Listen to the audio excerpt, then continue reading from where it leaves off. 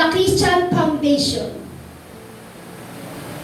Yan, The Christian Foundation po. Yan po yung binasa po natin sa Mateo chapter 7, verse 24 po. Kapag ang isang bahay daw po pala, sabi po diyan, The Christian Foundation. Ibig sabihin, si Kristo po ang tunay na foundation ng ating buhay. Ano po yung ibig ko po sabihin? Kapag ang isang bahay daw, ang bahay po pala at ang isang tahanan o yung buhay natin, kapag tama daw po ang pundasyon, ibig sabihin niyan, nagiging matibay. Amen?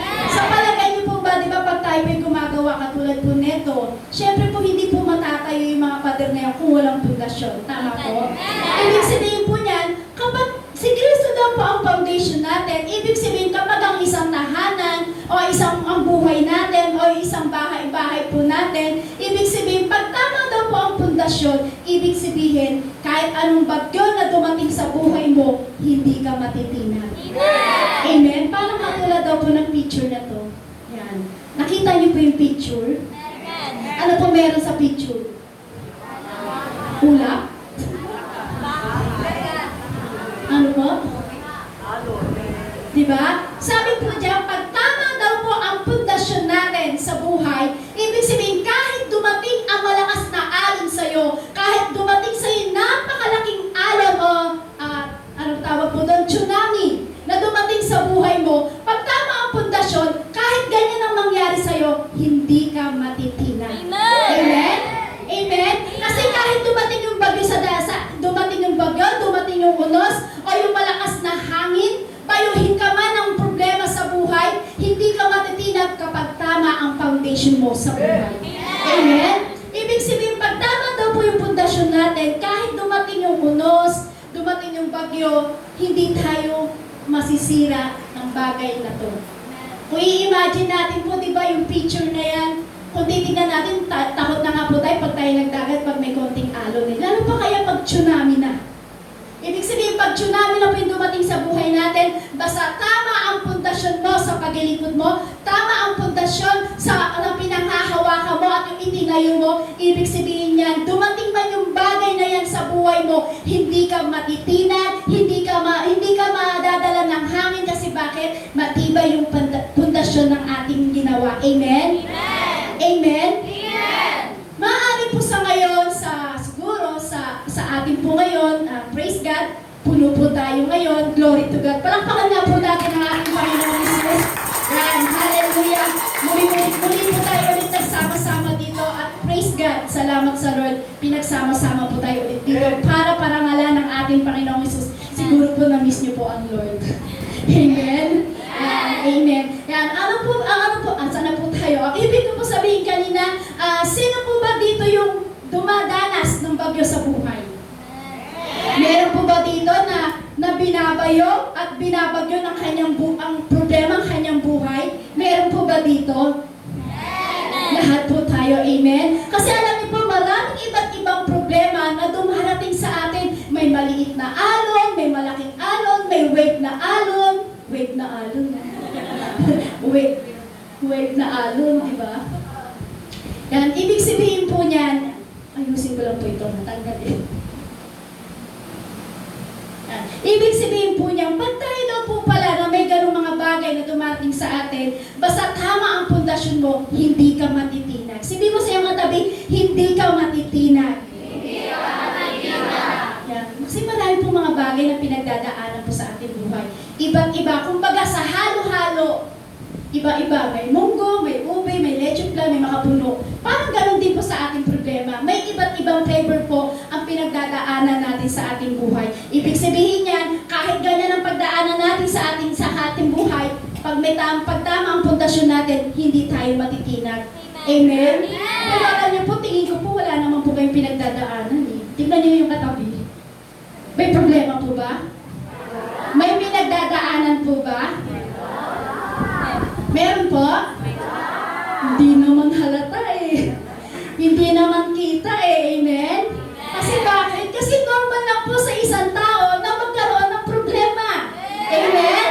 Normal lang po sa isang tao na pinagdadaanan natin yung mga bagay na nangyayari sa ating buhay. Amen po? Talaga naman po talaga may dumarating po sa ating problema. Amen? Kasi sabi nga nila, buhay mo at wala kang dinaanan na bagyo sa buhay mo, ang ibig sabihin daw niya, amen? Chuki ka na. Kasi wala ka ng problema eh. Amen? Ibig sabihin, pag may problema dumarating sa'yo at tama yung pundasyon na iyong inilagay, ibig sabihin niya, pinagtitibay ka lang ng Lord, kapatid. Amen? Kasi dumarating sa ating buhay yung mga problema. Normal lang po yan. Amen? Amen? Kasi pag hindi po tama yung pundasyon na dumarating, yung pundasyon na inilagay natin, yung itinayo natin sa ating buhay, darating po talaga yung bagyo. Pag hindi po tama. Pag hindi tama ang pundasyon na nilagay mo sa iyong puso, sa iyong pananampalataya, darating talaga ang bagyo. Pero ano po sabi dito? Building are only as strong as their foundation. Sabi po dyan, ang katatagan daw po ng isang palang building, yung depende po ito sa isang pundasyon. Parang ganyan. Di ba pag nagtayo tayo ng isang bahay, anong unang-unang tinatayo natin? Pundasyon po, di ba? Hinuhukay mo yan. Kaya nga po, kung hindi mo malalim at hindi matatag yung pundasyon na itinatayo natin sa isang tahanan, ano po ang mangyayari? Magigiba po, di ba? Ibig sabihin po niyan, ang katatagan daw po ng isang itinatayong tahanan o itinatayong isang building, ang ibig sabihin daw po niyan, nakadepende daw po ito sa pundasyon na ating itatayo. Ganon din daw po sa ating buhay. Ganon din daw po na sa ating dinaranas sa ating buhay. Sabihin mo sa iyong katabi, ganon din pala yung dadanasin natin. Ganon din pala ang dadanasin natin. Ganon din pala yung ating mararanasan. Ganon din pala ang ating mararanasan. Na kailangan ang pundasyon ay maging matibay. Amen! Amen? Ang katatagan daw po ng ating buhay, depende daw po yan sa pundasyon na iyong ilalagay. Kaya marami po ngayon sa panahon po ngayon, kung nababalitaan niyo po, marami nang nagpapakamatay. Yung marami na po nagsisuicide, marami po mga kasi hindi po nila nakayanan yung mga bagay na dumating sa buhay nila kasi wala yung pundasyon. Amen? Amen. Wala yung matibay na pundasyon na kailangan nilang ilagay sa kanilang buhay. Meron po diba na minsan dumarating pa yung time nakikita natin, meron lalakad-lakad dyan. Lalakad-lakad, ganyan-ganyan, ganyan-ganyan. Hindi niya alam kung saan ang patutunguhan niya. Bakit? Nasiraan po ng bait. Amen? Kasi bakit? Hindi naging matibay ang pundasyon. Dumating yung bagyo sa kanyang buhay. Dumating yung unos sa kanyang buhay. Binayo siya ng malakas na hangin dahil hindi matibay ang pundasyon na nilagay niya sa kanyang puso. Kaya yung isang bagay na yun, lalakad na lang siya. Hindi niya alam kung saan siya tutungo. Mahina ang pundasyon na nilagay niya. Amen? Amen! Hindi niya alam kung saan siya pupunta. Nasiraan na siya ng bait dahil sa mga bagyo na dumating sa kanyang buhay. Bakit? Kasi pag hindi matibay ang pundasyon, ganun ang mangyayari. Sabihin mo sa iyong katabi, mapalad ka, kapatid! Mapalad ka, kapatid! Hindi ganun ang nangyari sa iyo. Hindi ka na nangyari sa'yo. Nakuha niyo po yung ibig ko sabihin? Amen! Kasi tingnan niyo po, yung tao na yun, dahil hindi niya kinaya, dahil walang pundasyon, na naitayo siya, isang unos lang, isang malakas na hangin lang, nasiraan na siya ng bait. Kaya sabihin mo sa katabi mo, kapatid, mapalad ka. Hindi ka naging ganon. Kita niyo po, ngayon may problema kayo, pero hindi halata sa inyo. Amen? Ibig sabihin niya, merong pundasyon na itinatayo sa pananampalataya mo sa buhay. Kaya pag dumating ang isang malakas na hangin, dumating ang isang malakas na alon, hindi ka matitinan. Amen? Amen? Kasi mga kapatid, mapalad pala tayo. Mapalad pala tayo. Kahit pala may dumating na problema sa atin, nakakatayo pa rin tayo. Amen? Diba kung titignan po natin, nakakita na po kayo dyan sa kalsada, lalakad-lakad sila, gaganyan-ganyan, magsasalita. Kasi bakit po hindi nakayanan yung problema? Kaya mahalaga po ang pundasyon sa ating paglilingkod po. Amen? Yan po yung tutukuyin po natin. Sino ba yung matibay na pundasyon na yun? Sabi po dito, a foundation is something that is put in place first before the building is built. Bago daw po ba itayo ang building, ano po ba ang inuuna? Di ba ang pundasyon po? Di ba bago ka magtayo ng tahanan, bago ka magtayo ng building, ang inuuna po niyan ay pundasyon. Amen? Wala po nagtayo ng building na inuna yung bubong. Meron po bang nagtayo ng tahanan, inuna bubong? O inuna yung bintana? Ano po yung unang-unang itinatayo pag tayo ay nagtayo ng isang building o isang tahanan? Pundasyon po, di ba? Alam niyo po ba yung bubong, yung kwarto, yung bintana? Alam niyo po ba, yan po yung prayer natin. Amen? Di ba po, pag sa isang tahanan, pag nagtayo ka ng pundasyon, syempre, yan yung pundasyon na yan. Ngayon po, bilang tayo nagpipray, parang yan yung kwarto, yan yung bintana, yan yung bubong. Kasi bakit? May pundasyon na. Amen? Amen? Pero alam niyo po, pagka wala po talagang pundasyon, hindi malalim yung pundasyon, kaya minsan nawawala yung prayer, nawawala yung fellowship, nawawala yung active prayer. Kasi bakit? Hindi malalim yung pundasyon na ihinukay. Amen? Amen? Tanong mo sa iyong katabi, malalim ba yung pundasyon na hinukay mo? Malalim ba yung pundasyon na hinukay mo? Alam niyo po, ang pinakamaganda sa pundasyon, higit sa lahat, hindi po yung malalim na yan eh. Hindi yung malalim na itinayo natin. Hindi yung malalim na hinukay natin. Ang magandang pundasyon sa ating daw po, sa ating buhay, walang iba, sabi po dito, a foundation is actively placed but hidden from public view. Ibig sabihin niya, ang pundasyon daw po, inilalatag. Amen po? Inilalatag po yan kasi hindi po natin nakikita. May nakita na po ba kayong pundasyon dyan? Di ba kanina hinukay pa lang bakal na tinayo? Ngayon po, ang nakita nyo, yan na, nakalatag na, nakaporma na. Nakita nyo po ba yung pundasyon? Natakpan na po, di ba? Amen. Amen po? Natakpan na po yung pundasyon na yon. Kaya minsan, ang titignan po natin sa buhay ng isang Kristiyano o sa buhay ng isang tao, wala sa itsura yan para makita mo matibay ang pundasyon niya. Wala sa magandang forma yan para makita mo yung matibay na pundasyon niya. Amen?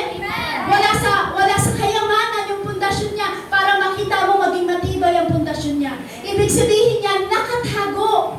Nakatago na yung pundasyon na hinukay mo. Kaya sino makakakita kung malalim yung pundasyon na nilagay mo? Minsan sinasabi nila, ay, ang ganda-ganda ni sister. Wala sigurong problema yan. Matibay siguro yan. Ay, si sister, ang ganda naman magdamit ni sister. Si brother, ang ganda naman manamit ni brother. Hindi nakikita sa panlabas.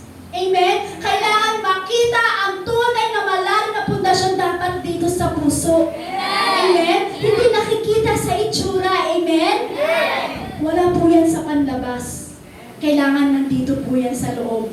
Kasi pag nasa labas lang yung pundasyon ay pinitan nilagay mo, maaaring isang malakas na alon, isang malakas na hangin, isang bayo lang ng isang bagyo yan, wala na, tumba na yan. Pero pag malalim yung hinukay mong pundasyon at hindi na nakikita, nakalatag na po yan, pero hindi makita yung pundasyon na yan, alam niyo po ba ano ibig sabihin yun? Kasi kahit dumating ang problema sa buhay natin, dahil hindi nakikita yung pundasyon, dahil nakikita sa puso, hinukay mo sa puso mo yung pinakamalalim na pundasyon na nagmumula kay Hesus Kristo, ibig sabihin po niyan, hindi ka matitinan. Amen? Amen po? Kasi wala po sa panlabas. Kailangan nasa panloob. Dapat ilagay natin mismo si Kristo sa puso natin kasi dapat nasa puso natin, nasa loob natin ang tunay na pundasyon po ng ating paglilingkod po. Amen? Kasi minsan po, kung makikita po natin, di ba, doon po sa Manila, meron po kaming ka-brother, ka-sister, doon po sa Manila. Yung dumating po yung time na kasi ako po ay baka pa lang po, sobrang ganda ng boses ko kasi. Kaya kinuha nila akong backup singer. Talo ko pa nga po yung song leader eh. Niwala po kayo. O, tignan nyo, pinapatawa ko lang kayo, ayaw nyo tumawa. Gusto nyo kumanta ako? Tayo nyo? Ay, sige, salamat po. Ayan, sige, tayo may mag-aaral po. Meron po kasi kami kasamahan doon po sa Manila. Pag siya po nag-praise and worship, backup singer po yun. Kasama ko po siya pagka-service po. Backup singer po siya. Pagka nag-praise and worship po kami, ang lakas niya, Hallelujah! Praise the Lord! Ikaw ang Diyos ang katatagan! Ikaw ang ating Diyos ang katibayan ng aming buhay! Sa pananampalataya namin, ikaw ang katatagan namin! Hallelujah! Praise the Lord! Ganon siya mag-worship. Talaga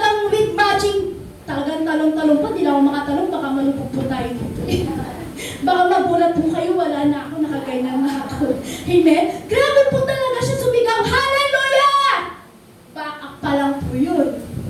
Alam niyo po, hindi nakikita sa panlabas. Dumating yung time ng problema sa buhay niya. Dumating yung malakas na unos. Dumating yung malakas na hangin. Hindi na siya nakapag-hallelujah. Hindi na siya nakapagpuri sa Panginoon. Bakit? Hindi matibay yung pundasyon na kanyang hinukay. Amen. Amen? Kaya nga sabi ko nga po, hindi makikita sa panlabas ang tunay na matibay na pundasyon. Dapat nakikita yan sa kaloob-looban natin. Kahit sabi mo sumigaw ka ng praise the Lord, hallelujah, kung hindi malalag ang pundasyon na nilagay mo, mawawala at mawawala ka talaga. Amen? Amen po?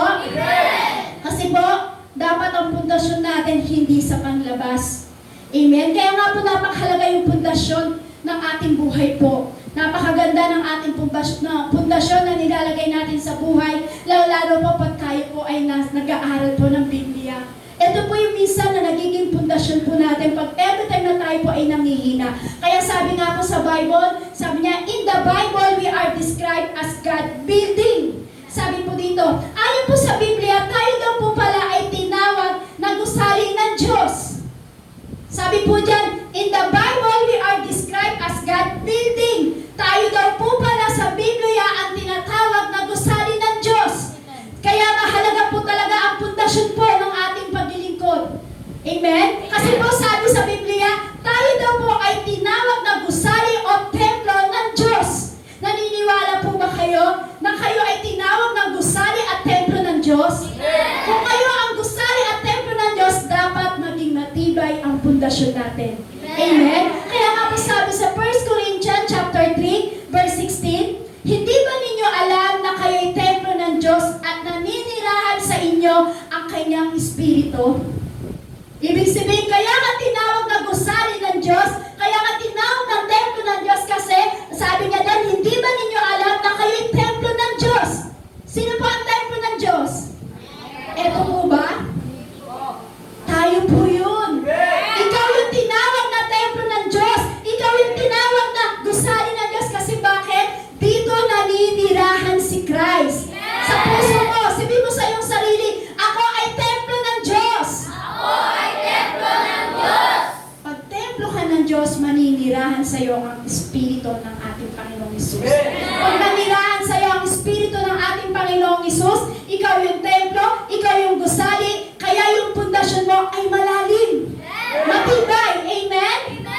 Amen? Sabi nga po sa 1 Corinthians chapter 3, verse 9, kami kapwa manggagawa ng Diyos at kayo ang kanyang bukidin. Kayo rin ay gusali ng Diyos.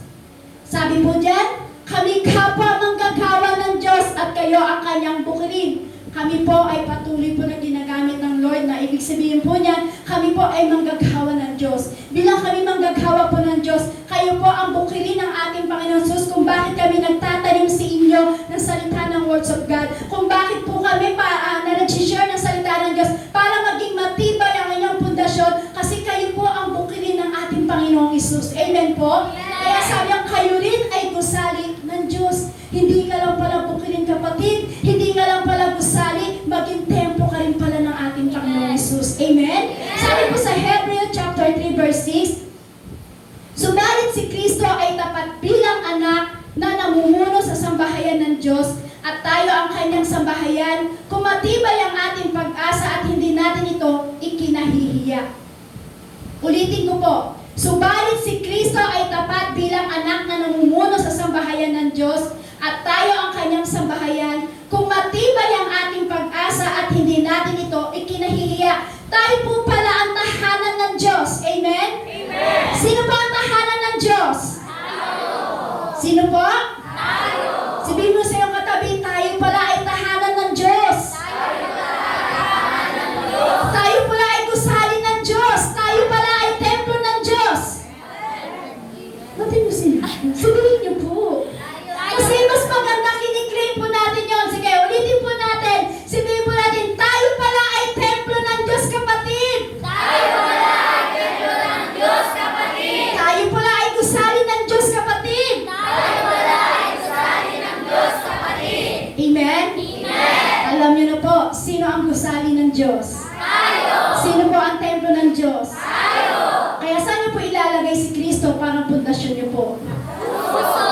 Amen. Yan.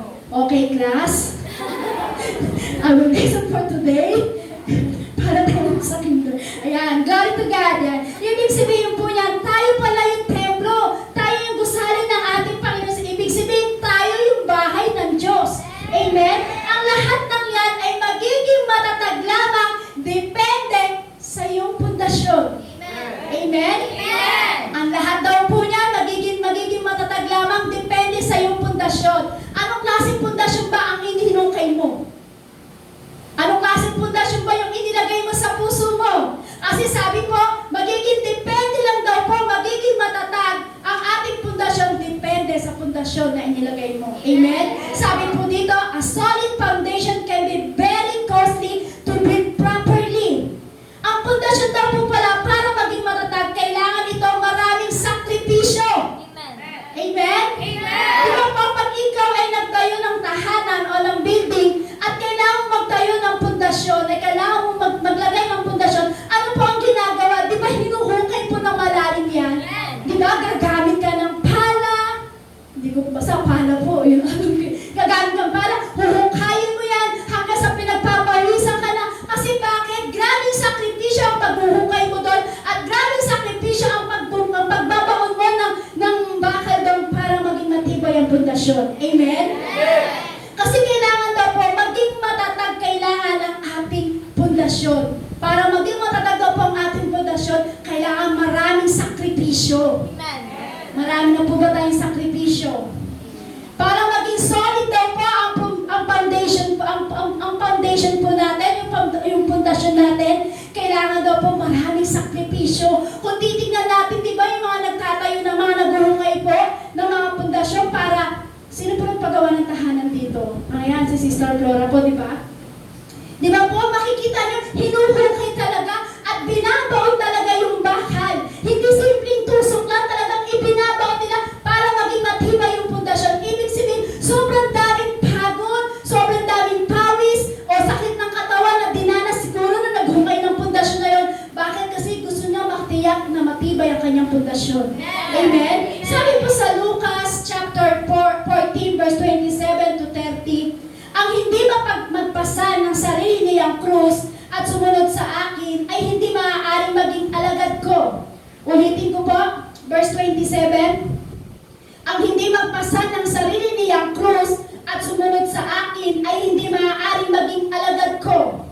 Kung ang isa sa inyo ay nagbabalak na magtayo ng tore, hindi ba siya uupo muna upang magplano at kwentahin kung magkano ang magagastos niya upang matiyak kung may sapat siyang pera para maipatapos ang kanyang ipagpapatayo? Ito naman po yun, meron po ba dito magpapatayo ng bahay, hindi mo alam kung magkano ang gastos? Amen? Meron po ba? Meron po ba dito? Siyempre, bago ka magpatayo ng isang pundasyon o ng isang building, kailangan ka kwentahin mo, magkano ba yung simento, magkano ba yung bakal, magkano ba yung labor, sa labor pa lang, talo na po tayo. Amen? Ibig sabihin yan, siyempre wala naman po talaga nagpapatayo ng isang building na hindi niya pagpaplanuhan. Ganon din po tayo. Hindi mo basta-basta ilalagay ang pundasyon mo kung hindi mo pagpaplanuhan at hindi mo ididisal ng todo sa puso mo. Amen? Yan, sana po tayo. Verse 29. Baka matapos mailagay ang mga pundasyon ay hindi naman mayari ang tore. Siya'y kukutyain lamang ng lahat ang makakakita niyon. Sasabihin nila ang taong ito ay nagsimulang magtayo, ngunit hindi naman naipatapos. Masaklap na nangyari. Amen? Sasabihin nila ang taong ito ay nagsimulang magtayo, ngunit hindi naman naipatapos. Ano po ibig sabihin nito? Nagsimula ka nang mag-pray, nagsimula ka nang magpuri sa Panginoon, nagsimula ka nang inilalagay mo ang sa puso mo si Yesu Cristo. Kaya lang dumating yung time na dumating yung maraming problema sa buhay mo na wala si Yesu Cristo. Hindi natapos ang buhay mo sa paglilingkod sa Panginoon. Hindi natapos ang buhay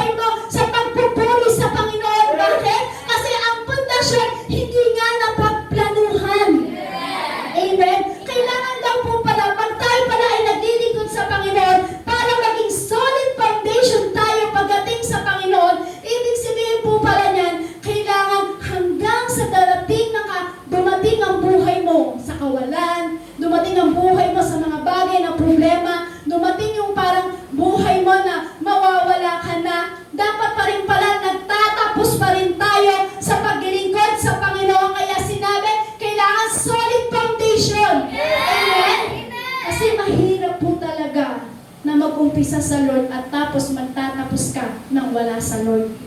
Amen? Kailangan daw po, para maging matatag ang foundation natin, kailangan maraming sakripisyo. Kasi pag wala kang sakripisyo, kaya-kaya mong iwanan ng Diyos. Kaya-kaya mong iwanan yung pundasyon na nailagay mo. Kaya nga po, di ba, para maging matibay ang pundasyon, kailangan talaga hukayin. Babaunin talaga yung bakal na yan para maging matibay. Ibig sabihin, maraming sakripisyo na nilagay doon. Dapat pala ganun tayo. Amen? Para pag nagtapos tayo kay Heso Kristo. Amen po? Who is our foundation? Sino po ang ating foundation? Sabi po sa 1 Corinthians chapter 3 verse 9 to 11, kami kapwa manggagawa ng Diyos at kayo ang kanyang bukirin. Kayo rin ang gusali ng Diyos. Ayon sa kagandahang loob ng Diyos sa akin, inilagay ko ang pundasyon tulad ng isang mahusay na tagapagtayo. Iba naman ang nagpapatuloy sa pagtatayo ng gusali. Ngunit dapat maging maingat ang bawat nagtatayo sapagkat wala nang ibang pundasyong maaaring ilagay maliban sa inilagay na walang ibang kundi si Heso Kristo. Sino daw po yung dapat mailagay na pundasyon sa atin? Walang iba kundi ang ating Panginoong Heso Kristo. Amen? Kailangan daw po, sabi po dyan, wala na daw pong ibang pundasyon na maaaring ilagay maliban na nailagay na. Marami na pong nailagay sa ating pundasyon. Kaya sabi po dyan, walang iba kundi ang ating Panginoong Kristo. Amen po? Kailangan si Heso Kristo lang yung mailagay na pundasyon sa iyo. Hindi pundasyon ng kayamanan, hindi yung pundasyon ng problema, hindi yung pundasyon ng mga bagay-bagay sa mundong ito. Dapat ang ilalagay mong pundasyon, walang iba kundi ang ating Panginoong Kristo para ang pundasyon mo ay magpapatibay. Amen? Sabi nga po sa 1 Corinthians chapter 3 verse 9 to 11, sabi po dyan, yung kayo nito, sabi po din dyan, sapagkat wala nang ibang pundasyon maaaring ilagay, maliban na nailagay na walang iba kundi ang ating Panginoong Kristo. Amen? Tunay nga po na ang ating Panginoong Isus, siya yung tunay na pundasyon. Kasi bakit po? Jesus is the only sure foundation. Sure na na si Jesus ang magiging pundasyon ng puso mo. Amen? Siya na yung sure. Kaya dapat wala nang ibang pundasyon na ilalagay sa'yo. Kailangan si Jesus na. Sure na dapat si Jesus ang pundasyon na inilalagay mo at ilalagay at hinuhukay mo sa puso mo. Amen? Sabi dyan, Jesus is the only sure foundation. Sure tayo pag si Jesus ang inilagay mo sa puso mo, magiging matatag ang pundasyon mo, kapatid. Amen? Sabi niya, wala nang ibang dapat daw po na pundasyon. Amen? Na mailalagay sa atin. Ano po may ibig kong sabihin? Na baka, na kailangan wala nang ibang pundasyon na mailagay sa atin. Ano po ibig sabihin ko doon? Ang ibig ko po sabihin doon, huwag niyo po ilalagay yung inyong pananampalataya. Halimbawa po, na ang inyong pananampalataya kay pastor. Kasi pastor lang po siya, lingkod lang po siya ng Diyos at ginamit po sa atin para tayo po ay maging matibay pagdating sa Panginoon. Ibig sabihin po niyan, huwag po natin ilalagay yung pundasyon natin sa isang pastor. Tama po? Kasi kapag po ang isang pastor ay nagkamali po yan, bibigay at bibigay din po yan. Amen?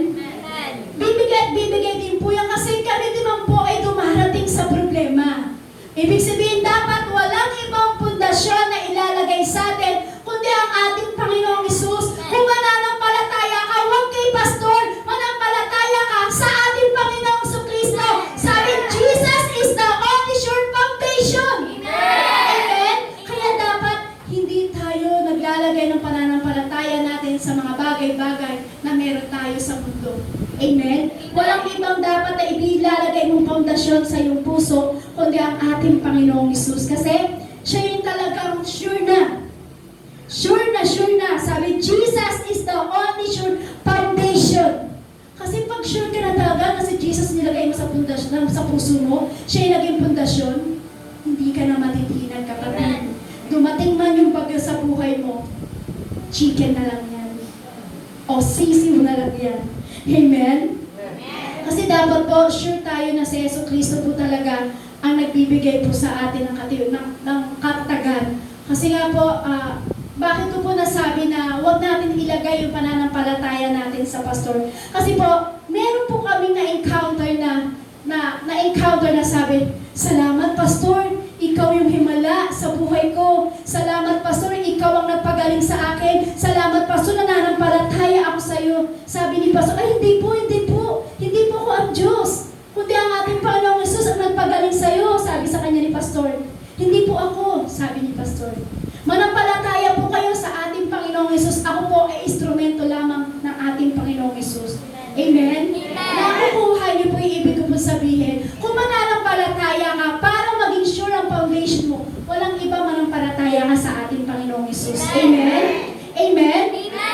Kung meron man tayong pag-alagakan ng ating buhay, walang iba sa ating Panginoong Hesus. Amen? Dapat si Jesus po siya yung ating Panginoon. Kaya dapat wala kang ibang paglalagakan ng pundasyon mo sa iyong buhay. Walang iba ang ating Panginoong Hesus. Kasi siya yung matibay na pundasyon sa paglilingkod ng isang Kristiyano. Gawa chapter 4 verse 11. Ang Jesus na ito, ang batong itinakwil ninyong mga tagapagpatayo. Si Jesus na ito, ang batong itinakwil ninyong mga tagapagtayo ng bahay, ang siyang naging batong panulukan. Sino daw po yung panulukan na yan? Sino po? Sabi po, ang Jesus na ito, ang batong itinakwil ninyong mga tagapagtayo ng bahay, ang siyang naging batong panulukan. Uulitin ko po, ang Jesus na ito, ang batong itinakwil ninyong mga tagapagtayo ng bahay, ang siyang naging batong panulukan. Alam niyo po yung time na hindi pa po natin kilala ang Diyos, at wala pa po tayong pundasyon ng Espiritu ng ating Panginoong Hesus, itinakwil po natin siya. Tayo po yung nagtatayo ng bahay. Ano po yung bahay? Tayo po ay naglalagay ng Espiritu sa puso natin na nagmumula sa Lord. Dumating yung time na itinakwil po natin ng Diyos. Amen? Sino daw po dito yung batong panulukan? Kapag sinabing batong panulukan, ibig sabihin po niyan, the solid foundation. Tama po? Kapag sinabi na pong batong panulukan, walang iba kundi ang ating Panginoong Kristo yun. Kaya the solid foundation, siya yung solid foundation natin, walang iba kundi ang ating Panginoong Kristo. Kasi siya ang naging batong panulukan. Amen? Siya yung solid foundation natin, mga kapatid. Kapag naglalagay ka ng isang pundasyon, di ba po, hindi pwede yung paglalagay mo ng pundasyon ay sa lupa lang. Meron po ba nagtayo ng isang pundasyon na sa lupa lang, itinusok lang niya yung bakal? O pundasyon na to Wala po, di ba? Wala po, di ba gumawa nyon? Alam niyo po, ang tama po, alam niyo po, ang paglalagay po pala ng isang pundasyon, dapat po pala tumatama yung pundasyon natin dun sa solid na bato. Ulitin ko po, sino po yung ating panulukan? Sabi diyan, ang siyang naging batong panulukan. Wala pong naglagay ng isang pundasyon na sa lupa lamang. Amen? Amen? Kaya dapat po pala pag maglalagay ka ng pundasyon, dapat pala tumatama yung maglalagay mo sa matibay na bato. Amen? Sino po ba yung solid na bato? Si Bato? Ang pangalan niyo? Bato de la Rosa. Siya po ba? Hindi po. Kasi walang naman naglagay ng pundasyon na sa lupa lang. Naglagay ng pundasyon na dapat paglagyan doon sa matibay na solid na bato. Walang iba kundi ang ating Panginoong Jesucristo. Siya yung solid pundasyon mo na yun, kapatid. Siya yung solid na pundasyon na kailangan ilagay mo sa puso mo. Siya yung batong panulukan. Amen? Walang iba kundi ang ating Panginoong Jesucristo. Kapag inilagak po pala natin yung buhay po natin, kunwari po, ang buhay po na nakasanda, sabi po dyan, ang siya po yung naging batong panulukan natin. Kailangan maging matibay po siya, maging matibay po yung ating lalagyan ng pundasyon doon sa pinaka-solid na bato. Kapag inilagak daw po pala yung buhay natin na sa halimbawa po ang nilagak natin o nakasandal ang ating buhay sa trabaho lamang. Halimbawa, nakasandal ka lang sa trabaho mo lang. Pero yung time na nawala ang trabaho mo, paano na kaya? Solid pa rin pa kaya yun?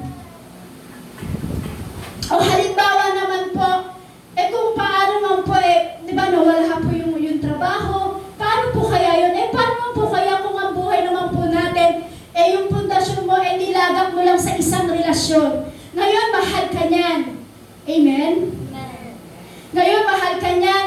Paano yan kung dumating yung time na kulubot na yung iyong balat? Nakita niya na ang dami-dami ng wrinkles. Paano kung nakita niya yung dating kakakola ng katawan? Ngayon, isang banyera. Tama po ba? Ha? Banyera.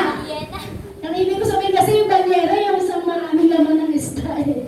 Yan. Ibig sabihin po niya, dumarating pa pag ganun po pala inilagak natin yung buhay natin sa bahagay na yon at dumating ang time na nabumi ka na. Di ba dati ganda-ganda siya sa'yo, ang ganda-ganda ng smile mo. Pag kumingiti pa lang, close up. Colgate. Di ba? Ganda-ganda siya. Pero alam niyo po, pag hindi talaga si Jesucristo ang pundasyon na inilagay mo sa iyong puso at hindi naging matibay na bato ang inilagay mo, yung mga bagay na yun, iiwanan ka talaga ng tao. Amen? Yung dati gandang-ganda siya sa'yo, dati sexy-sexy sa'yo, dati talagang flawless.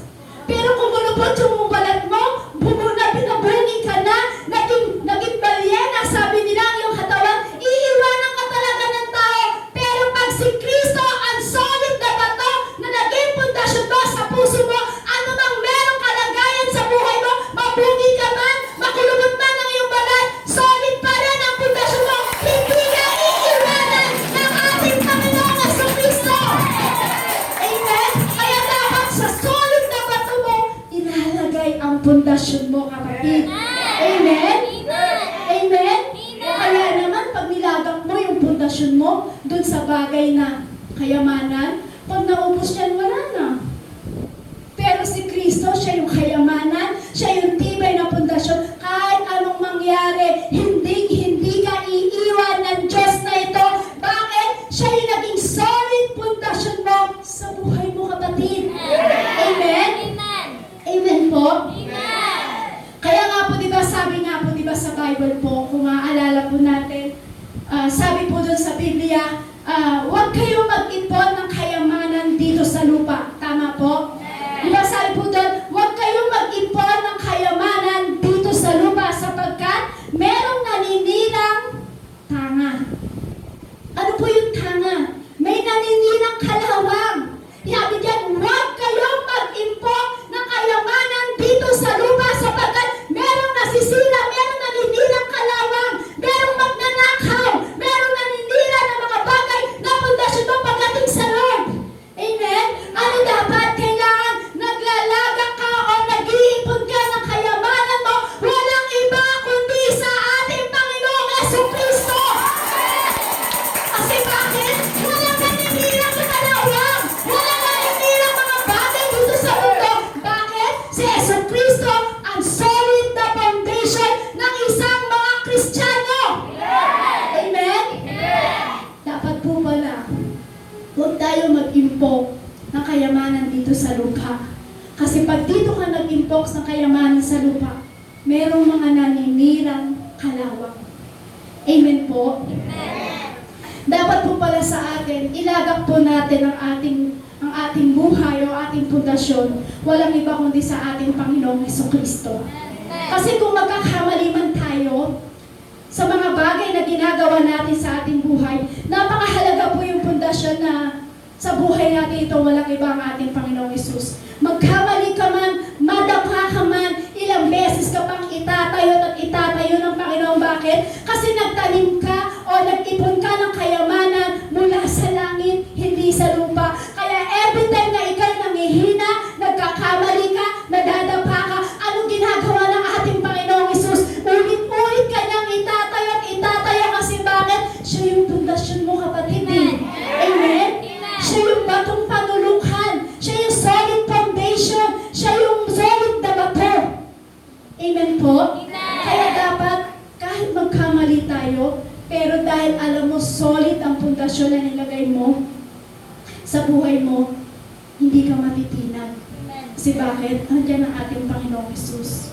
Amen po? Amen. Na alam niyo po, dapat po kasi talaga basic lang naman po sa atin yan eh. Basic lang naman po sa atin na talagang na maghina o madapa.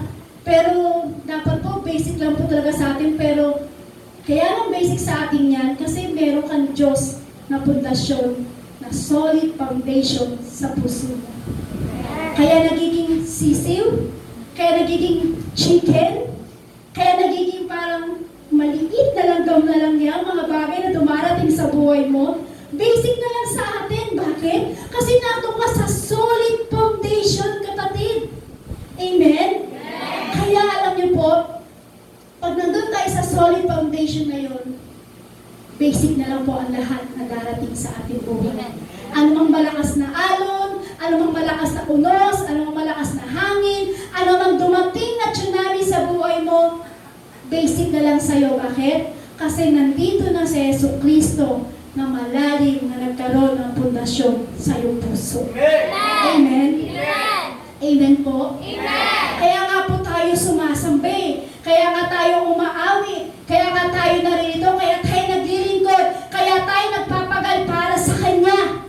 Kaya tayo narito, umaawit, naglilingkod, nagpapagal, sumasamba para kanino. Walang iba kundi dun sa solid na foundation, sa solid na bato, sa batong panulukan. Walang iba kundi ang ating Panginoon Kristo. Kaya ka narito, kaya ka naglilingkod, kaya ka umaawit, hallelujah, hallelujah, praise the Lord. Kasi para sa Panginoon, bakit? Kasi siya yung solid foundation mo, kapatid. Amen? Yan daw po pala ang kailangan natin. Kaya tayo umaawit, nagpapagal, nagpupuri, sumasamba, naglilingkod sa Panginoon kasi alam mo na meron kang solid foundation. Amen. Hindi dahil na nakagisnan na lang natin to eh. Hindi dahil na trip lang natin to. Trip lang po ba natin to? Na umatin dito, magpuri sa Lord? Trip lang po ba? O nakagisnan natin? Hindi lang po. Hindi dahil nakagisnan, hindi dahil trip lang natin to, hindi po yun. Kasi alam mo na meron kang foundation sa puso mo, yung pundasyon na naging batong panlulukan, walang iba kundi ang ating Panginoong Jesucristo. Sabi mo ngayon sa katabi, trip ba natin to? Trip ba natin to? Ano po sabi? Oo. O nakagisnan lang po natin yung magpuri sa Lord. Hindi po, di ba? Kaya po natin ginagawa ito, yung magpuri, maglingkod, at magpagal sa Panginoon. Bakit po? Kasi alam mo na merong Diyos na nagiging matibay para sa iyo. Amen. Merong Diyos na hindi ka hahayaan na mawala sa mga bagay na nangyayari sa buhay mo. Amen po. Amen. Amen po. Amen. Kasi po sa buhay po natin, dapat si Jesus po talaga yung maging sentro ng ating buhay. Kaya natin ginagawa ang mga bagay na ginagawa natin ngayon, siya yung magiging pundasyon natin. Kung ano yung bagay na ginagawa mo ngayon, kung ano yung bagay na ginagawa mo, kung paano ka naghuhukay ng pundasyon, kung paano mo ba pinapalalim. Alam niyo po ba yung every time tayo nagpipray, tayo every time na nandito ka at nakikinig sa salita ng Diyos, narito ka at dumaatin sa gawain ng Panginoon at nagpupuri, hindi mo ba alam, naghuhukay ka ng malalim na pundasyon? Akala mo simple ka lang nagpataas ng kamay? Akala mo simple ka lang nag-hallelujah, nagpipraise the Lord, nagpipray, umaalot, sumasayaw sa Panginoon? Akala mo simple lang yan? Hindi, kapatid, kasi yung ginagawa mo na yan, ginagawa mo yan dahil naghuhukay ka ng malalim na pundasyon para sa Panginoon. Kaya mo babaliwalain itong gawain. Sabi nila, huwag mo na ako mag-church. Kapatid, pag hindi ka na kaagad nag-church, hindi lumalalim ang pundasyon. Lalong umiiw, lalong nagiging mababaw lang. Kailangan every time na ikaw nagpupuri, every time na ikaw umaatin sa Panginoon, sa gawain ng Lord, Hindi mo ba alam kung bakit mo ginagawa yan? Kasi lalo mong pinapalalim yung pundasyon mo pagdating sa Panginoon. Amen? Amen. Pag ikaw ba ay nasa bahay, magiging malalim pa yung pundasyon mo. Hindi po, di ba? Ang maririnig mo lang, yung mga ingay ng iyong mga anak. Ano ba? Gawin naman ako. Puro halaga. Magiging malalim po. Pero pagka nasa Lord po, di ba? Hinuhukay yung puso natin ng salita ng Panginoon. Amen. Kung bakit nagiging malalim ang ating paglilingkod sa Panginoong Hesus. Bakit? Kasi siya yung solid foundation ng ating paglilingkod. Amen po? Amen. Kaya po mga kapatid, mga nanay, mga kuya, mga ate, mga kabataan, dapat tiyakin mo na si Jesus talaga ang pundasyon mo. Sabihin mo sa iyong katabi, kapatid, tiyakin mo na si Jesucristo ang pundasyon ng buhay mo. Tiyakin mo na si Jesucristo ang pundasyon ng buhay mo. Kasi alam niyo po, kapag hindi pa tayo naniniwala, hindi pa tayo naniniwala sa Panginoon, at akala natin ang ating Panginoong Yesus ay isang relihiyon lamang, nagkakamali po tayo. Amen. Sino po dito hindi naniniwala pa? Kasi alam po yung tanong ko kanina, tanongin mo yung katabi mo, siguraduhin niya at tiyakin niya na si Jesucristo talaga ang pundasyon ng buhay niya. Kasi bakit po? Kapag hindi ka pa naniniwala sa ating Panginoon Jesus, akala mo si Jesus ay isang relihiyon lamang, nagkakamali po tayo. Nagkakamali po tayo. Kasi bakit po? Kasi lilipas ang lahat ng bagay, maglalaho lahat ng bagay, ngunit ang salita ng Diyos ay si Jesus ang salita, kailanman hindi lilipas. Amen? Kung sa oras na ito, hindi ka pa naniniwala na akala mo ang ating Panginoong Jesus ay isang relihiyon lamang, nagkakamali ka kapatid, kasi lilipas ang lahat ng bagay, maglalaho ang lahat ng bagay, ngunit ang salita ng Diyos at si Jesus ang salita, kailanman hindi lilipas hanggang kailanman kapatid. Uulitin ko po, kung ang akala mo ay isang relihiyon lang ang ating ginagawa, nagkakamali ka. Kasi kung isang relihiyon lang, lilipas ang lahat ng bagay, maglalaho ang lahat ng bagay. Ngunit ang salita ng Diyos at si Jesus ang salita, kailanman hindi lilipas, kailanman. Amen. Amen? Amen. Siya lang ang pinakamahalagang buhay natin. Kasi kahit anong bagay na dumating sa iyo, ang salita ng Diyos ay laging nasa iyo, kailanman hindi yan lilipas. Kailanman di yan maglalaho. Kasi bakit si Jesus ang ating salita? Amen? Si Jesus ang salita at ang Diyos ang ating Diyos na makapangyarihan sa lahat. Siya yung batong kablihan po natin. Maniwala ka kapatid, siya yung magiging solid foundation mo. In order to have a solid foundation, Jesus Christ must be at the center of our lives. Ibig sabihin yan, dapat outside of my life, dapat nandun yung sa foundation mo. Sabi yan, in order to have a solid foundation, Jesus Christ must be at the center of our lives. Dapat siya yung laging center ng buhay mo. Sa outside of my life, dapat siya yung nakasentro. Part of my life, dapat siya pa rin yung nakasentro. Center of my life. Nakita niyo po yan? Dapat dito tayo, center of my life. Dapat laging sentro ang ating Panginoong Hesus sa ating buhay. Ganun din po sa mag-asawa, kung natatandaan niyo po. Di ba ang mag-asawa, sinabi po sabi po, di ba, pag kinasal sila, partner, sabi po dyan, paano po ba yun? Katulad po sa mag-asawa. Di ba sa mag-asawa po, dapat ang maging partner nila ang ating Panginoong Hesus. Amen po? Kaya po pala couple, ito po napakaganda po ito, napakinggan ko lang po ito, hindi po sa akin galing to. Nakikinig, may napakinggan po ako sa isang pastor, nakikinig po ako. Sabi ko, napakaganda ng mensahe nito. Yan, sabi po dito, kaya daw po pala couple, di ba, ang mag-asawa, kasi pag, di ba, sabi po dyan, kaya po pala couple, maganda po yung bagay na ito itong narinig ko, maganda po yun. Kaya po pala couple, kasi di ba ang mag-asawa, ang babae at ang lalaki, kapag pinag-isa ng Diyos, di ba, sinasabi po, iisa na lang sila. Amen po? Amen. Parang hindi niyo po alam. Sabi po dyan, kaya daw po pala couple ang mag-asawa, ang babae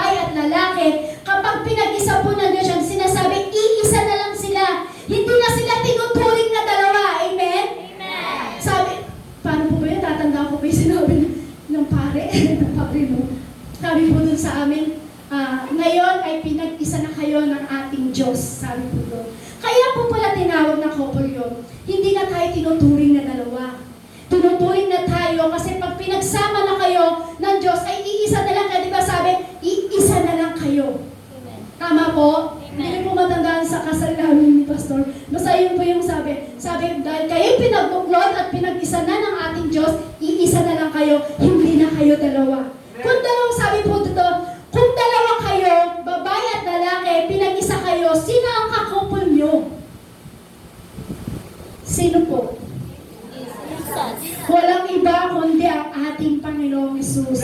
Sabi ko, nung pinakinggan, oo nga no, sabi ko, pag ang magbabae lalaki pa lang, pag kinasal at sinasabi ng nagkakasal sa kanila, sinasabi, sa oras na ito, kayo'y iisa na, hindi na kayo dalawa, dahil pinagbuklod na kayo at pinag-isa na ng ating Panginoong Jesucristo, ng ating Diyos, kaya iisa na lang kayo. Pag iisa na lang sila, dapat ang kakopol pala ng mag-asawa, pag pinag-isa sila, ang kakopol pala ng mag-asawa, walang ibang kundi ang ating Panginoong Hesus. Amen? Kasi pinag-isa na sila eh.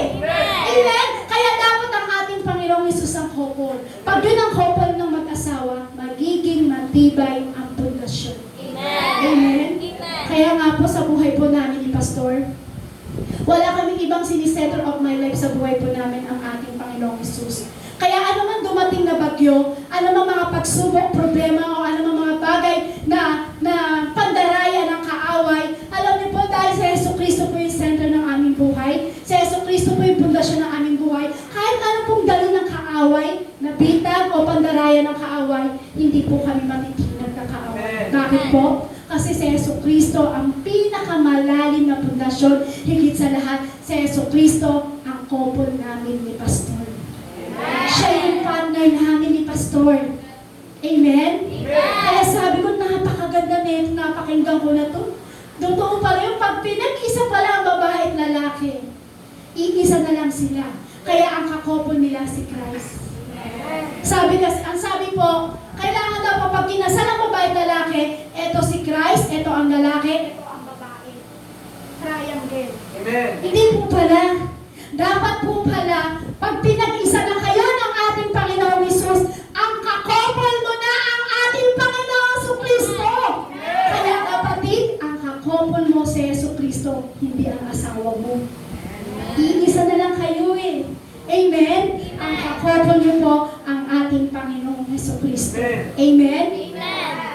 Kasi si Jesus po, maging po ang ating Panginoong Jesus po, maging si Jesus po yung tunay naging partner natin. Kasi siya yung kailangan maging center of light ng ating buhay. Si Jesus po yung kasama natin sa sentro ng ating buhay.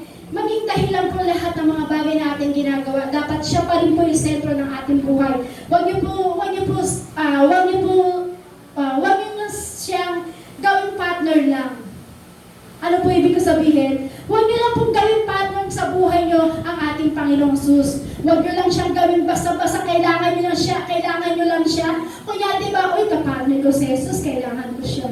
Paano kung baga isang bagay o isang gamit? Di ba pag kailangan mo, kukunin mo? Tama po? Halimbawa, kailangan ko to. Kailangan ko itong power base na to. Para saan? Para sa dekorasyon. Kailangan ko siya, kaya kukunin ko at ilalagay ko at dekorasyon ko dito. Pero pag hindi ko na siya kailangan, aalis ko na siya, bibitawan ko na siya. Dapat po pala, huwag mo lang gawing partner si Christ. Para pag kailangan mo si Christ, lagi nandyan. Huwag mo lang basta iiwanan si Christ pag hindi mo kailangan. Lord, wala akong problema, diyan ka muna. Lord, kailangan kita. Lord, wala akong pera. Meron akong karamdaman, Lord. Kailangan kita, kukunin kita. Huwag mo lang palang gawing partner si Christ. Amen. Huwag mo lang gagawing partner. Gawin mong matibay na pundasyon sa buhay mo. Kasi minsan ginagawa natin, Lord, di kita kailangan, diyan ka muna. Yun ang minsan na ginagawa natin mga tao. Pag hindi natin kailangan ng Diyos, para lang siya isang gamit na gusto mong kunin at gagamitin mo. Pero pag hindi mo na kailangan ng Diyos na ito, Lord, diyan ka muna. Dito muna ako, Lord. Hindi na ikaw yung sentro ng aking buhay. Huwag ganon, kapatid. Amen? Amen. Amen? Amen. Huwag niyo lang po siyang gagawin parang isang gamit. Yung kailangan nyo lang at kukunin nyo at bibitawan nyo pag hindi nyo na kailangan. Bakit po? Dahil si Jesus lang ang tiyak na pundasyon natin. Upang ikaw ay maging matatag, upang ikaw ay maging malago, o upang ikaw ay mapagpalain ng ating Panginoong Jesus. Dapat anuman ang gawin sa iyo ni Jesus dahil tamang iyong pundasyon. Sabi natin kanina nga po, di ba? Talagang may darating na problema at babayuhin tayo talaga ng bagyo. Amen? Kaya pag tayo dumarating yung bagyo sa ating buhay, may darating po talaga yan. Kaya kailangan, kung center sa'yo sa buhay mo, nakasentro sa'yo si Christ sa buhay mo, dapat lagi mo itong naririnig sa Kanya. We hear God's voice if we listen. Dapat pag nakasentro si Christ sa'yo, lagi nakasentro sa buhay mo si Christ, dapat lagi mong naririnig ang boses ni Kristo. Kung gusto mo maging tama ang iyong pundasyon, ito dapat nakabase sa pakikinig mo sa Panginoong Hesus. Nakabase ito sa pakikinig mo sa mga utos ng Diyos kung bakit gusto mo maging matibay ang pundasyon mo. Sabi po sa Mateo chapter 7, verse 24-27, kaya't ang bawat nakikinig at nagsasagawa ng mga salita kong ito ay maitutulad sa isang taong matalino na nagtayo ng kanyang bahay na ang pundasyon ay bato. Umulan ng malakas, bumaha at binayo ng malakas na hangin ang bahay na iyon, ngunit hindi nagiba sapagat nakatayo iyon sa bato. Ang bawat nakikinig ng aking salita, ngunit hindi naman nagsasagawa ng mga ito, ay maitutulad naman sa isang taong hangal na nagtayo ng kanyang bahay sa buhanginan. Sige niyo po, nagtayo ng bahay sa buhanginan. Ano po i-imagine niyo po doon? Amen? Umulan ng malakas, bumaha at binayo ng malakas na hangin ang bahay. Ito ay bumaksak at lubusang nawasak. Ikaw ba naman magtayo ng bahay sa buhanginan? Sipain mo lang yan. Matutumba na talaga. Amen? Kaya dumating yung bagyo, nawasak. Ano po ibig sabihin doon? Pag ang pananampalataya mo sa ating Panginoong Hesus ay tilagay mo lang sa labi, sa tenga, sa dila, doon mo lang nilagay para kang nagtayo ng pundasyon sa buhanginan. Pero pag nilagay mo ang pananampalataya mo sa kaloob-looban ng puso mo, nagiging matibay ang pundasyon. Dumating man ang bagyo o unos at malakas na hangin, hindi ka mawawasak, kapatid. Amen? Paano daw po yun? Para maging matibay? Kasi nakabase daw po yan sa ating pakikinig. Yung pakikinig at nagsasagawa. Di ba sabi po dyan, kaya ang bawat nakikinig at nagsasagawa ng mga salita kong ito ay maitutulad sa isang taong matalino na nagtayo ng kanyang bahay na ang pundasyon ay bato. Walang iba kundi ang ating Panginoong Hesus. Paano daw po ito itatayo? Paano daw po ba ito itatayo sa bato? Yung nakikinig at nagsasagawa. Pag nakikinig at nagsasagawa ka, itinatayo mo sa bato yung pundasyon mo.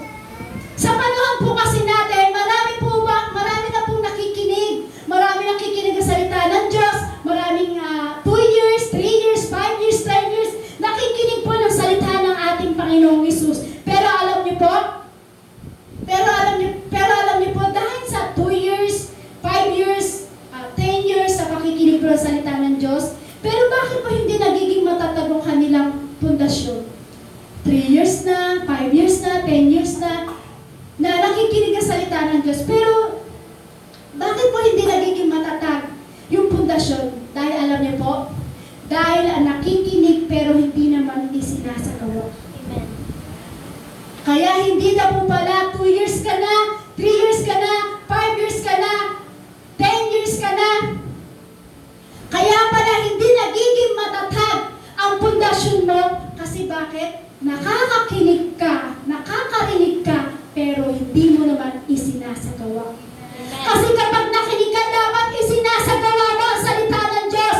Kung naririnig mo ang salita ng Diyos, kung ano ang utos ng Diyos, dapat isinasagawa mo yan, kapatid. Amen? Kasi yung pag nakikinig ka,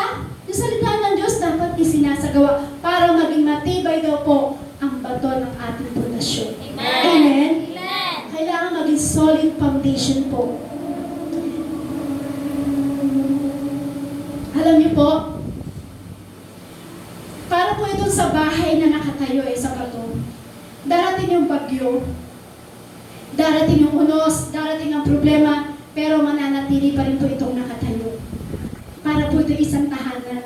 Pag ikaw po pala ay nakikinig at nakirinig mo ang salita ng Diyos at isinasagawa mo, para ka palang isang tahanan o isang bahay na nagtayo sa bato. Na hindi mawawasak, anuman dumating na unos, hindi mawawasak. Kasi bakit? Nakatayo sa bato. Kaya kung sino pa po'y nakakarinig, gawin lang po yun, isagawa po yun. Do all Christians have this foundation in their lives? May tanong po ako, lahat po ba tayo mga Kristiyano, tama po ba yung pundasyon na nailagay? Tama po ba lahat ng Kristiyano na lahat ng pundasyon ay tama po na nailagay? Hindi po lahat na nagsasabing Kristiyano ay naging tama ang pundasyon nila. Tama, hindi lahat nagsasabing Kristiyano, born again, manggagawa, tama ang pundasyon. Hindi po yun.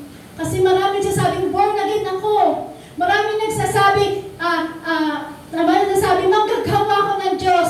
Paano mo masasabi na tama talaga yung pundasyon na ilagay? Kung ikaw nagsasabing born again, pero nakikita mo, nagmumura pa rin. Paano mo masasabing tama ang pundasyon na nailagay, kung nakikita mo, nagbibisyo pa rin? Paano mo masasabi na tama ang pundasyon na nailagay, kung nakikita mo, nakikipag-away pa dun sa kanto? Marami nagsasabing born again ako, pero nakikita mo yung mga bagay na yun.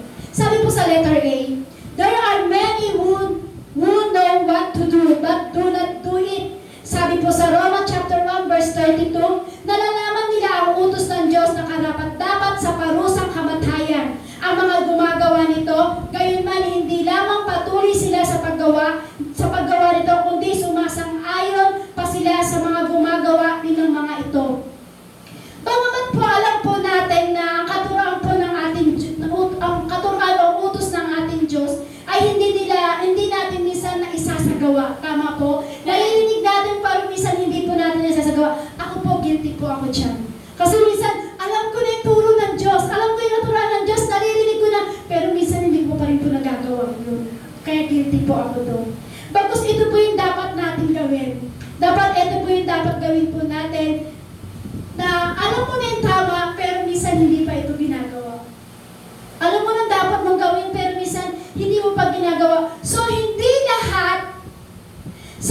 lahat na pundasyon ay tamang nailagay sa atin kasi alam mo na pero hindi mo pa isinasagawa. Kasi alam nila ang tama, pero hindi nila ginagawa ang tama. Ouch! Sa ako po. Alam ko na yung tama, pero hindi ko pa ginagawa ang tama. May tama na ako. Amen? Alam niyo po yun? Nai-imagine niyo po? Alam mo na yung tama, pero hindi mo pa ginagawa ang tama. Alam natin na tama.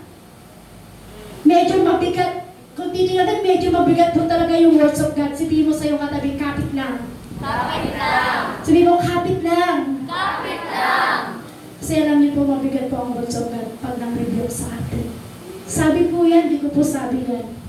Alam na natin yung tama, pero hindi pa natin ginagawa. Alam mo na yung tama, pero hindi pa natin ginagawa. Kapit lang kapatid. Kahit ako po, na-review ng Diyos po dyan. Alam mo na yung tama, pero hindi mo pa ginagawa. Amen po? Mabigat po yung words of God pag tayo po ay nire-review. Kasi alam niyo po, maging po si Pablo po, maging mahusay na tagapagtayo po ito si Pablo Kailangan daw po pala sabi ni Pablo, para maging mahusay ka na tagapagtayo ng isang building o ng pundasyon, kailangan maging maingat tayo. Kailangan maging maingat ka kasi gusto po na mailagay ng tama sa ating puso. Sa oras na ito, gusto ko pong mailagay ng tama sa inyong puso ang mensaheng po ito. Gusto po mailagay ng ating Panginoong Hesus sa ating puso ang mensahe nito kasi sigurado darating ang bagyo sa ating buhay. Kaya gusto ng Lord mailagay ng tama sa puso mo kasi darating talaga ang bagyo sa ating buhay. Kapag hindi nailagay ng tama sa ating puso, magkaka-question talaga tayo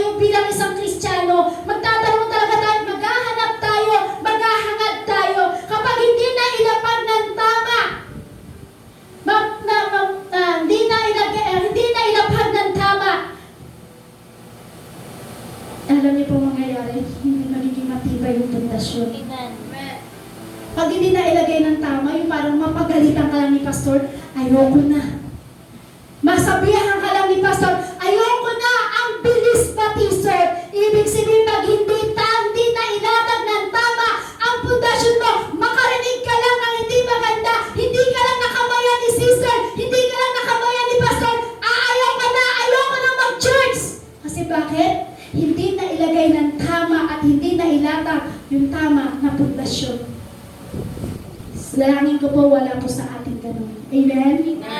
Mateo chapter 23 verse 1 to 4. Pagkatapos ay sinabi ni Jesus sa mga tao at sa kanyang mga alagad, ang mga tagapagturo ng kautusan at ang mga pariseyo ang kinikilala tagapagpaliwanag ng kautusan ni Moises. Kaya't gawin ninyo ang initinuturo nila at sundin ang kanilang inuutos. Ngunit huwag ninyo tularan ang kanilang ginagawa sapagkat hindi nila isinasagawa ang kanilang ipinapangaral. Nagpapataw sila ng mabigat na pasanin sa mga tao, ngunit ni daliri ay ayaw nilang igalaw upang tumulong sa pagpasan ng mga iyon. Sabi po doon, sa pagpasan ng mga iyon. Sabi po sa letter B po, there are many who have ears but do not hear and understand. Yung mga tao doon po ay merong mga tenga, amen? Na nakakarinig pero hindi nakakaunawa. Sabi po dyan, sa Mateo chapter 13 verse 10 to 13, lumapit ang mga alagad at itinanong si Jesus, bakit po kayo gumagamit talinghaga sa kanila? Sumagot siya, ipinagkaloob sa inyo ng karapatang maunawaan ang hiwaga tungkol sa kaharian ng langit, ngunit hindi ito ay pinagkakaloob sa kanila, sapagkat ang mayroon ay bibigyan pa at lalong magkakaroon, ngunit ang wala, kahit ang kaunting nasa kanya ay kukunin pa. Nagsalita ako sa kanila sa pamamagitan ng talinghaga, sapagkat tumingin sila ngunit hindi nakakakita at nakikinig ngunit hindi naman nakakarinig at hindi nakakaunawa. Lahat po ba dito ay meron tenga? Nakakarinig? Nakakaunawa po? Amen. Sabi po sa letter C, there are those who deceive themselves by believing that receiving the word is the same to living the word. Sa Tiago chapter 1 verse 22 to 25, mamuhay kayo ay sa salita ng Diyos. Kung ito'y pinakikinggan lamang ninyo, ngunit hindi isinasagawa, dinadaya ninyo ang inyong sarili. Sapagkat ang nakikinig ng salita ngunit hindi sumusunod dito ay katulad ng isang taong tumitingin sa salamin. Para daw po ito isang katulad ng isang taong tumingin sa salamin at nakalimutan ng kanyang sarili. At pagkatapos makita ang sarili ay umalis at kinalimutan ng kanyang anyo. Ang taong nagsasaliksik at nagpapatuloy sa pagsunod sa kautosang ganap na nagpalaya sa tao ang pagpapalain ng Diyos sa lahat ng kanyang gawain. Siya ang taong gumagawa at hindi siya ang katulad na nakikinig lamang at pagkatapos ay nakalimot na. Those that have ears are instructed to hear. Lahat po tayo ay meron tenga. Lahat po tayo ay meron pandinig. Sino po dito ang may pandinig? Sino po dito ang may pangunawa? Yan. Sabi po dyan, those that have ears instructed to hear. Sabi po sa Mateo chapter 13 verse 9, makinig ang may pandinig. At sinabi din po yan sa Pahayag chapter 2 verse 2, verse 11, verse 17, verse 29, chapter 3 verse 3 to 6, chapter 13 verse 22. Ang dami pong inulit at sinabi po dyan, iisa lang, makinig ang may pandinig. Amen? Makinig ang may pandinig. Sabi po dyan, lahat ng may pandinig ay makinig. Hindi lang po sinabi sa Mateo, hindi lang ilang verse, marami po yan. Sinorkat ko na lang kasi isa lang po ang sinasabi, makinig ang may pandinig. Amen? Hawakan nga po natin ang ating tenga at sabihin mo sa tenga mo, matuto kang makinig. Matuto kang makinig. Ulitin mo, matuto kang makinig. Matuto kang makinig. Wala namang humawak ng tenga eh. Hawakan niyo ulit yung tenga niyo, matuto kang makinig. Matuto kang makinig. Huwag kang makulit, matuto kang makinig. Huwag kang makulit. Matuto kang makinig. Diba yun yung naranasan niyo sa magulang niyo?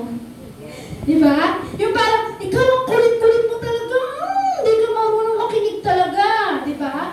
Naalala ko nga po, laging pilot yung inabot ko sa tatay ko. Kasi kung kailang may bisita yung tatay ko, tay, pang 5 pesos.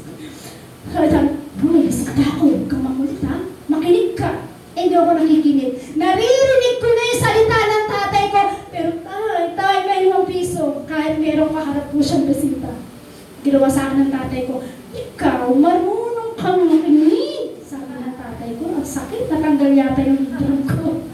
Amen? Kaya sabi niya, matuto tayong makinig. Kung may pandinig ka, matuto kang makinig. What service as a basis for our foundation being laid? Ano po yung pundasyon na inilatag sa atin? Ang pundasyon, yung pundasyon ng ating Panginoong Kristo. Yung pundasyon na nilatag sa atin, walang iba kundi ang pundasyon ng ating Panginoong Kristo. Ayan. Yan. Yan yung kainawa na sa service kasi yung oras po. Yan. Sabi mo daw, how we respond to the commands of Christ indicates our relationship to Him. Sabi po dyan, how we respond to the command of Christ indicates our relationship to Him. Paano po ba tayo mag-response? Kung nakakarinig ka, kung may pangunawa ka, paano ka ba mag-response? John chapter 14 verse 15. Kung iniibig ninyo ako, tutuparin ninyo ang aking mga utos. Kung naririnig niyo ang aking utos, kung iniibig ninyo ako, tutuparin niyo ang aking mga utos. Kung mahal natin ang Diyos, kung iniibig natin ang Diyos, tutuparin natin yung kanyang mga utos. Kasi may tenga ka eh. Amen? Amen. May tenga ka. At sabi ng Lord, ang sinong may pandinig ay makinig.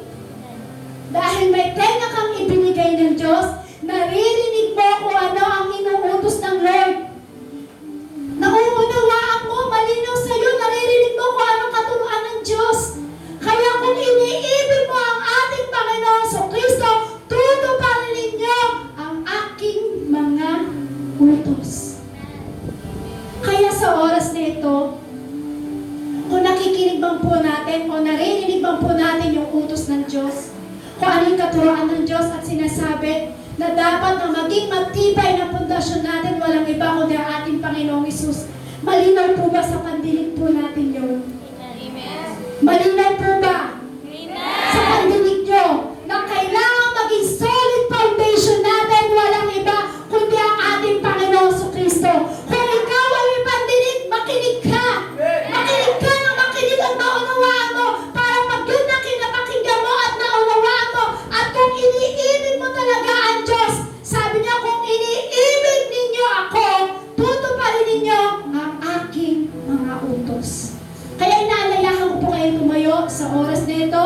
Kung ano bang bagay na napakinggan nyo sa salita ng ating Panginoong Hesus, siya'y maging solid foundation po natin. Siya'y maging solid foundation. Kasi kung iniibig natin ang Diyos, tutuparin natin ang kanyang mga utos. Kung iniibig mo talaga ang Diyos at malinaw sa pandinig mo, dapat sundin mo ang ating Panginoong Hesus.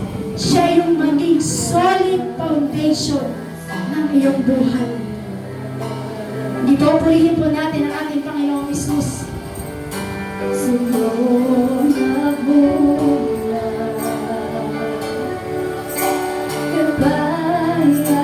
isa lang naman po yung gusto iparating sa atin ng Lord eh.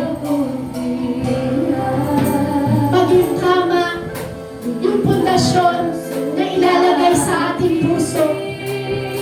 Maging tama at maging matibay yung pundasyon na ilalagay natin sa ating pananampalataya.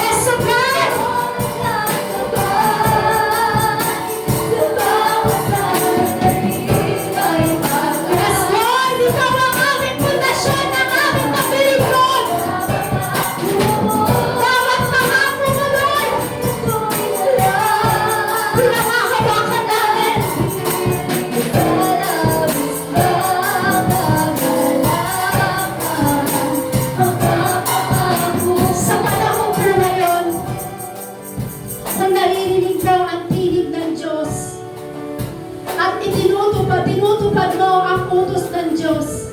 Kung iniibig mo talaga ang ating Panginoong Hesus, tutuparin mo ang kanyang mga utos. Alam niyo po ba ang gusto na namang utos sa atin na Lord na hinihingi niya sa atin? Yung magkaroon tayo ng matibay na pundasyon. Walang iba kundi ang ating Panginoong Hesus. Siya yung maging matibay na pundasyon sa ating puso, sa ating buhay. Para pag dumating yung unos, dumating yung bagyo, dumating yung problema, dumating yung kaguluhan, dumating yung kagutuman, dumating yung kawalan, dahil si Jesus ang naging matibay na pundasyon mo sa puso mo. Dahil inibig mo siya at tinupad mo ang kanyang mga utos, hindi ka mawawasak, kapatid. Magiging matibay ka sa ating Panginoong Hesus. Gusto ko po sa oras nito mailagay po ng tama sa puso niyo po ang mensaheng ito. Wala tayong ibang magiging matibay na pundasyon. Walang iba kundi ang ating Panginoong Hesus. Kailangan lang natin magsakripisyo, magpagal pagdating sa Panginoon para maging matibay ang ating pundasyon. Kasi kung hindi po tayo magsasakripisyo at magpapagal sa Panginoon, hindi po tayo magiging matibay. Mababaw lang po ang ating pundasyon. Pero kung tayo may sakripisyo at pagpapagal at sinusunod natin ang utos ng ating Panginoong Hesus, magiging matibay ang pundasyon ng bawat isa po sa atin.